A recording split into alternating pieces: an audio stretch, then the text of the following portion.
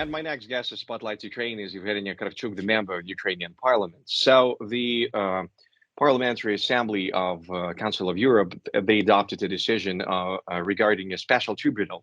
That means that Russia and Belarus will jointly responsible for the crimes they've conducted in Ukraine. So is it a formality, or what we'll see? What is the next step of this decision? Well, first of all, I have to say that even before PACE already proposed to conduct this ad hoc international tribunal, but this time it's the whole resolution that was dedicated into the legal consequences of the aggression of Russian Federation in Ukraine.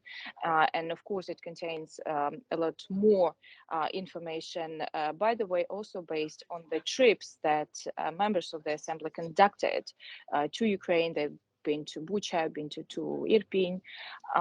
They talked to Prosecutor General, to NGOs and human rights defenders that work in Ukraine. And this time it's also specified that Assembly recommends to conduct this tribunal in Hague. Oh. Yes, and actually Netherlands already accepted that and said that they could host such tribunal, saying that they have, needed infrastructure, they have a lot of qualified workers, because ICC, International Criminal Court, is also situated in Hague. And by the way, I need to explain why ICC cannot deal with crime of aggression, because it's not in jurisdiction of ICC. ICC deals with, I would say, people, just concrete people who came, killed, and we know their names, and then some of the trials, the prosecutions had started. But those who started, I mean, political and military leadership of Russia and Belarus, they, cannot be convicted, or put to trial in ICC. That's why we need to establish this ad hoc tribunal just for one crime of aggression. But it's called mother crime of all crimes. After crime of aggressions, all other war crimes, rapes, killings, hitting the infrastructure, ecocide, it all became possible after Putin decided to invade Ukraine. Will we see then? Yeah. So the next step, we would really want to see it as coming from the words to actions. And we'll also wait for the resolution by General Assembly of United Nations. I believe it will happen in probably, I don't know, in a month, I hope, also regarding the ad hoc tribunal. And also, Council of Europe will conduct a fourth summit of leaders of governments and leaders of the states that are members of Council of Europe in Reykjavik in May. And we strongly believe that this is the time, to go from words to actions. And, we need to have a lot of countries on board for establishing this tribunal. And then will we see Putin and Lukashenko in The Hague? Well, it's a tricky question, because such courts also can, make a trial and convict, give the decision also in absentia. So, but if the immunity will be lifted, immunity for the political leaders will be lifted in those countries who signed this treaty, then if they go to one of these countries, then yes, they could be, taken to the court if there is such a decision of the tribunal. But of course, it will much be possible and easier if already Russia would be defeated military by that time, because we remember that the Nuremberg tribunal that started and was conducted for Nazis, it was made after the capitulation, basically, and this tribunal for Putin is something that is similar to Nuremberg. Mm-hmm. So will we see the next wave of sanctions or restrictions opposed to Russian economic sector, or not? It's just dealing with the crimes. No, sanctions do not have anything to do with the tribunal. Basically, it's just one crime, crime of aggression. But sanctions is another track where whereas Ukrainian authorities are working on together with European Union. They already had 10 steps, and more are to come. And of course, for example, one of the topics that are now, it's about the Wagner Group.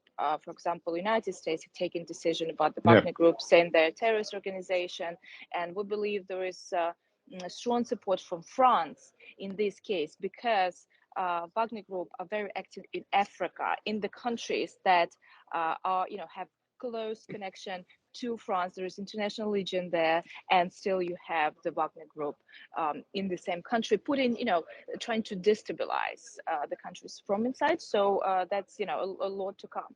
Another thing that we're interested in for this fourth summit for the leaders of Council of Europe member states is ensuring that we start on working on this comprehensive mechanism for reparations. So basically what it is, it's the list of everything that Ukraine lost in infrastructure. It could be business losses, and of course it could be claims from just ordinary people because they lost a house, or they were have a trauma because of an attack. And we believe that Council of Europe can help on making these comprehensive mechanism as well. So we'll see how it goes on in May, but also the resolution of General Assembly of United Nations already passed on this mechanism and on the reparation process. Of course, it's hard because we have the immunity of the money. They are, the frozen assets of Russian Federation state money. They still have the immunity, and we believe it also can go and have this treaty of the countries saying that we are ready. If we see the list of these damages, we're ready to give Ukraine as a third country these frozen assets. And talking about the immunity and the tricky thing about this, so the International Criminal Court is unable to investigate the crimes of the aggression unless the UN Security Council refers the case to it, which is highly unlikely because Russia has a status as a permanent member of the Security Council. So they can make an immunity, and they can just vote against it. So is it a kind of a dead end? So immunity here, immunity there. What is the resolution? What is the way out? I would have to clarify here that there are two types of courts that are already working in Hague, which is ICC that, as I mentioned, it's already working. It's the one that bounded by Rome Statute.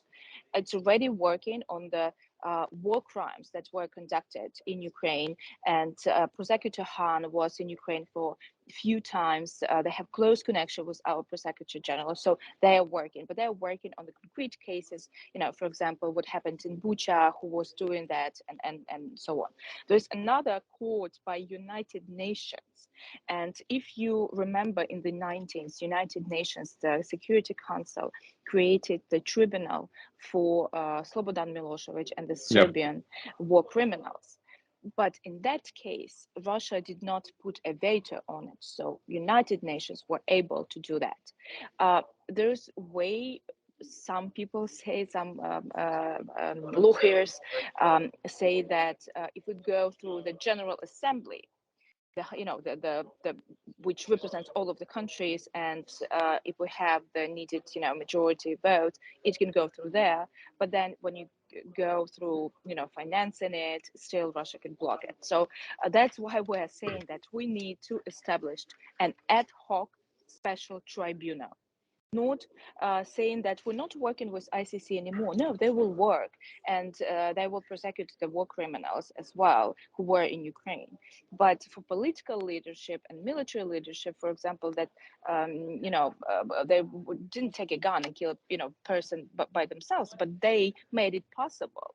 They started this war of aggression. So that's why we're saying that the special tribunal has to be established, and that's just the treaty signed between the countries who want to establish it.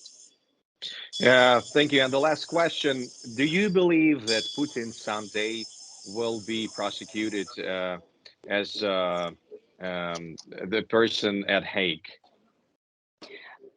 If he will be alive, of course, by that time. But yes, I think that we should make this idea absolutely normal, not talking about, how to save the face of the aggressor. We talked Yeah. about this in 2014. A lot of countries urged us not to defend, Crimea, not to make escalation and everything. And now we're here in 2022, 2023, having this full scale war in the center, in the heart of Europe. And that's just because of the impunity of the feeling that the aggressor can do everything and no one can stop him. So we need to make this idea absolutely normal, that these crimes and this gross violation of international law has to be punished. Thank you so much. Thanks for watching our YouTube channel. Latest news, trends, and analytics on all about Ukraine. Like, share, and subscribe. Any questions, proposals, and comments, contact us via email.